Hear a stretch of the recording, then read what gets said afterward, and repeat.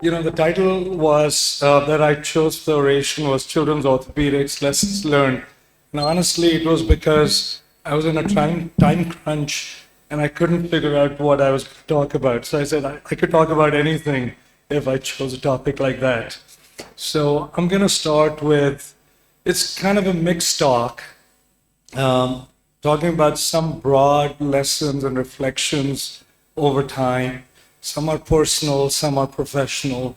But I would like to start by acknowledging it's not the Devanand style, but the title is catchy. The teen Devis or teen Devia in my life, who I really admire, appreciate, and probably don't appreciate enough. The first one to the left is my paternal grandmother, I called Mataji. And, the qualities that she reflected that I feel were so universal and, were service and simplicity. She was a homemaker, but she would help out my grandfather by giving masked anesthesia if needed. She spent most of her time in the kitchen. She only had 2 saris that she wore. And it was just very sort of unassuming, simple lady, but she would eat last and be in the kitchen all the time. So I think those are qualities that you take for granted, but are just so fundamental. And then, of course, my dear mother, who's passed away now, and her qualities were reverence for knowledge and self-care. Like she was the only girl in her science high school class. She really understood the meaning of knowledge, the power of knowledge. And time again, she would tell me, Beta, whatever you do, vidya aisa dhan hai jo koi nahi chura sakta. Meaning, knowledge is something that nobody can steal from you. And I think that's something that's reflected in our society, both POSI and our country. So I feel like that's again a universal value out there. And then, of course, self-care. It's not just about working. You got to take care of yourself. I think that's something I learned from her. And then finally, last but not the least, my dear wife Ranjit, who I can't say enough of. We argue a fair amount, but she is an unconditional giver. She supported me all these years very thoroughly without any condition at all. And she's brutally honest, which sometimes hurts, but she'll give me candid feedback. She's my strongest critic, but also my strongest supporter. So thank you, Sanjeev. And of course, my POSI family, and I don't just say it to say it, I really think this is family for me, because I grew up with you guys, and I've seen you guys grown up with me. These are just some of the pictures, but of course, there's many more out there. And then, of course, our dear friend and mentor, the late Dr. K. Wilkins, who really reintroduced me to my home country, India. He was a friend, mentor, and so much more to so many of us. And as Al said, he really brought us together. And these were the trailblazers. Tarul, Al, and Manish Agarwal, who I really don't know, they were the first 3 from India who visited K as visiting scholars through the AOA, the American Orthopaedic Association, back in the late 90s. And I think that started the relationship where Kay came to the POSI meeting in 2000 in Mumbai, and then, the rest is history. And around the same time or a few years later, because of all the travel, Kay accumulated these miles with American Airlines, and he was given another 1 million miles extra for his travel. And those days, Hilton Honors and American Airlines were together in a way. So this was a perfect setup. With his imagination and creative thinking, he approached POSNA and started the traveling fellowship, which was really an observership between POSNA and CORE, which is the Committee for Outreach in Underserved Regions, now called POGO. And basically, international scholars would come to attend one of the 2 POSNA annual meetings, but then also be hosted by a sponsor and spend a few days to a few weeks at a North American center. And this is from an old slide because that's when I was the core chair. But as of 2015, you could see the circle of people, how many people from Southeast Asia, not just India, Bangladesh, Sri Lanka, and Nepal, visited as part of the core scholars. And of course, as you heard Al say, I'm not going to repeat it, but that started our POSI POSNA biannual workshops. And of course, Risha's here, Uni's here, and so many other people. And then it really took off, as you can see, not just in terms of volume, but in terms of content and complexity, etc. Of course, connected with a lot of friends and made new ones. And I think this was lovely. And again, like Al said, social interaction was a big part of it. And there's Simon Kelly dancing out there. So it was really good. So I think the lesson here for me was that personal relationships do nurture professional growth. And I think that's so true here.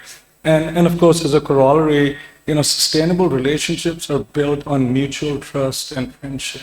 And I think that's so true. It's not just 5-minute conversation. It's just, even if I meet people 2, 3, 4 years later, you just pick up where you left it. And I think that's so true. And like Al said, bi-directional learning. This is what bothered me growing up, that there was a north-south divide. There was a divide even in our neighborhoods where I grew up in Delhi, that you could see there was a affluent neighborhood right next to the slum or the village. And then the question was, despite these disparities, what's the commonality here? And the old model of medical colonialism where, the high income or the well-resourced person comes into a low-income place and says, I don't know you, but I know what's good for you, and I'm going to tell you what you need to do. That really bothered me. That bothered me that this is not the way it needs to be. And of course, thankfully, the paradigm's changed. The world's gotten flatter, and it's almost tilting the other way, which is interesting. And so I'll just give you a case example here. There was a polio epidemic in Tajikistan when it branched off from the Soviet Union. And so it was a real polio epidemic. And my fellowship mentor, Hugh Watts, was approached by the WHO to come and visit Tajikistan and help train them and the local surgeons and the healthcare workers with regards to how to handle polio. 3 years later, he invited me to accompany him and his wife, who was a physical therapist. So that was a real learning experience for me. I had never done orthopedics in India. I had just finished med school and then left. And it just gave me such interesting insights to sort of relearn what polio does and be taught by Hugh Watts, who actually had good experience with polio. And fast forward another couple of years, Hugh had some health issues. The WHO wanted to organize a polio course. And of course, I was like, who can I get? Because I certainly was not the one who could teach the local surgeons and the nurses. So I approached Matthew Verghese, who's a dear friend of mine in Delhi. And he, as you know, has a great experience with polio. And then we also got a physical therapist from Mumbai and then 2 orthotists from Scandinavia. And it was just a real conglomerate of expertise from different parts of the country. So we had a great course. And then that led to a polio symposium a couple of years later. And you can see Matthew was invited for that course. And yes, there are polio epidemics in some degrees, maybe not an epidemic, but even in North America, we've got this acute flaccid paralysis, which people think is an enterovirus related to a polio-like problem. So I think the point is that polio sort of took 360, and what was relevant in the US, maybe not so relevant at some point, is again becoming relevant, just like what's happening in the Middle East and Gaza. And, on a personal note, I learned a lot. I sort of hung around with people like Hugh Watts and Ben Joseph, wrote a chapter. We did a thing with Global Help with Matthew and with Ben Joseph on this download thing on clinical management of polio. So I think there's so much that sort of happens and you don't realize when it's happening, but there are, after effects. And recently I was we did a deformity course in Nigeria last month, and it was just so heartwarming to see. I met at least 6 Nigerian surgeons who said they came to India to do fellowships or clinical training. So it's beautiful to see how, paying forward really works. So I think the lesson here is learning is certainly not a one-way street. And the more diversity you have in terms of learners, the more enriching is the learning and patient care. I'm going to switch a little bit and sort of put out some of my dirty laundry out here and talk about complications that I had in orthopedics and what lessons I learned and I can share with you. Sort of did this medical mission trip in Southeast Asia back in 2009.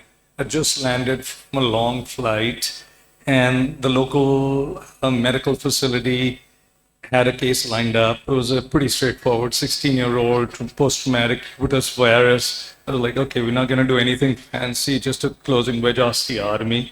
So we did that, and they were good hosts, and they had organized a local sightseeing for me. So that's what I did. I went as they were closing. I took off, and I did this local sightseeing. Came back the next morning, and this patient was in had a florid compartment syndrome. And I was like, oh my God. So we took her back, did a fasciotomy, and thankfully her forearm survived. But, it got back to thinking, like, why did that happen? So I feel this is what happened. False assumptions were made. I thought that these people see these patients all the time.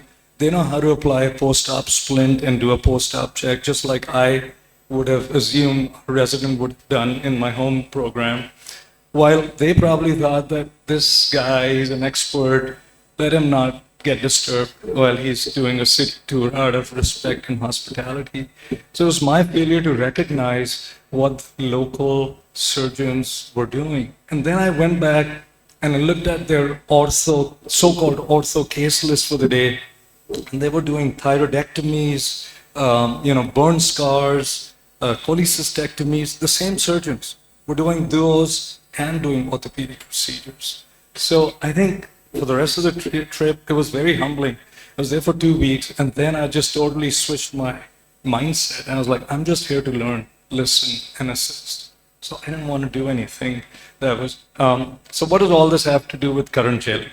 So I think a lot of us as we've gone through the medical school in India, this was like my favorite book in med school. It was, nice glossy paper, The Love and Bailey's or Bailey and Love Short Practice of Surgery.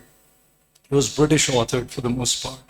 And I still remember, learning and memorizing intussusception, the stools are current jelly. I had no clue what current jelly is till very recently. But I think the point is we were being taught and we learned all these terms which had no relevance to what we were seeing around us. We don't know what current jelly was. So I did, towards the end of my orthopedic residency in Canada, I came and visited India, did a few electives within Delhi, and I learned a lot. But it got me thinking that what is it that people who come from a training environment in a different part of the world with different resources, perhaps a few different values, they come to a different country. What do the hosts think?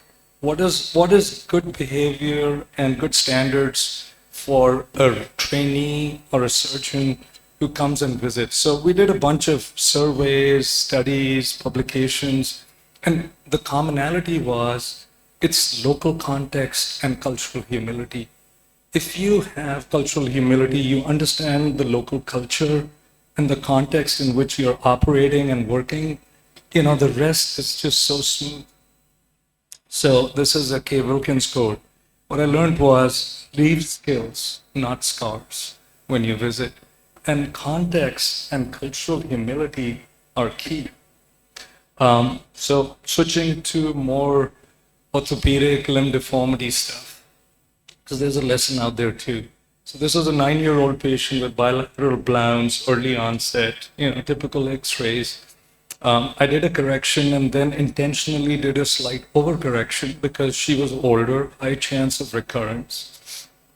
And by the time I took the frame off, she was intentionally slightly overcorrected, but her growth plates were closed. And then I asked her, and she had started having her menses like a week or two before that. So that got me thinking, and I think the lesson here is, when we get a complication, you just have to think, why did that happen? So we did a study and found out what the pediatric endocrinologist knew all along, that obese children have precocious puberty. And so we proved that with advanced bone age in children with Blount's. And then I had this other patient, obese and valgus. We did a gradual correction. He came back a week later, post-op check. And he was like, Doc, every time I breathe, so I have this little thing in my chest. And honestly, I thought maybe he just had a little bit of, post-op atelectasis. But my PA was like, no, this could be something more serious. So we sent him to the emergency room, and sure enough, he had a big, massive PE. And so that got me thinking. And these kind of patient encounters, which didn't go as expected, ended up with a bunch of publications on what is the role of venous thromboembolism prophylaxis in adolescents. So I think the lesson here is you got to learn from every adverse event. And yes, the acute pain of the complication has to subside, and then you can dig a little deeper. And this is a very painful case that I may have shown in this conference many years ago, but it was nearly 30 years ago, early in my career. I had this young female from actually Southeast Asia who was short-statured, had achondroplasia. And the dad was like, well, I want to get my daughter married, but she's too short, so can you make her taller? So she was in a little bit of varus. I was like, okay, well, I can convince myself to do, tibial lengthening with some realignment. So I did 6 centimeters of bilateral lengthening, 2 level. Everything went well. And then, of course, human tendencies, a little bit of greed from, not greed financially so much, but just like, well, if things went well, why can't we do better? So the dad said, well, can you also lengthen the femur? And of course, on a bad day, bad decision, I said, sure. So those days, this was 30 years ago, we were using frames, and I lengthened her femurs another 5.5 centimeters bilaterally. And honestly, the lengthening went fine, was pretty uncomplicated. But because of her achondroplasia, she had spinal stenosis, and her left leg started twitching. I don't know what that is. And then you could see what happens to the hip. The hip starts subluxing, and 2 weeks later, there's narrowing of the supralateral joint space. So I get concerned. I did an adductor tenotomy, put her in an abduction pillow. The hip looked better. I was like reassured. But sure enough, a few days later, it subluxed again. Took her to the operating room, extended the frame across the left hip. The hip got better. So I was like, great. But 3 months later, when I disengaged the connection between the pelvic and the femoral components, the hip didn't look so good anymore. I removed the fixator, put her in a brace, and her knee was stuck. Before that, I actually asked one of my partners because I was like, I need help. So we did a proximal femoral osteotomy. The cartilage in the femoral head was terrible. I felt sick to my stomach. Anyway, we got the femoral head back in. We had to do a little bit of shortening, external rotation, et cetera, et cetera. So the hip didn't look healthy. And sure enough, the knee was stuck. And the knee is stuck in hyperextension, and you could see how, terrible those x-rays look. So I said, okay, I got to do a quadriceps plasty, get her knee motion back. As I was doing it, I thought I was being careful. As I flexed, I heard and felt a little rip. And I avulsed the patellar tendon from the tibial tuber. So there I am. So long story short, few years go by. I don't give up on this patient. They keep coming back, and every time I see her on the schedule, I'm like, oh my God. But we ended up doing another tibial lengthening, getting her leg lengths back. And the last I met her, she was walking with a single cane, limited mobility, no pain. But interestingly and surprisingly to me, she wanted to be in the medical field because she had seen so much of the hospital in and out, and she became a nurse. I think when I left, she was taking classes to go to nursing school. So I think we say it all the time, but you see a case like that, it stays with you, and then you say, okay, indications matter. They really do. And patients and surgeons get impacted by these complications in unique ways. You can't bury them. You just got to live with it and learn with it.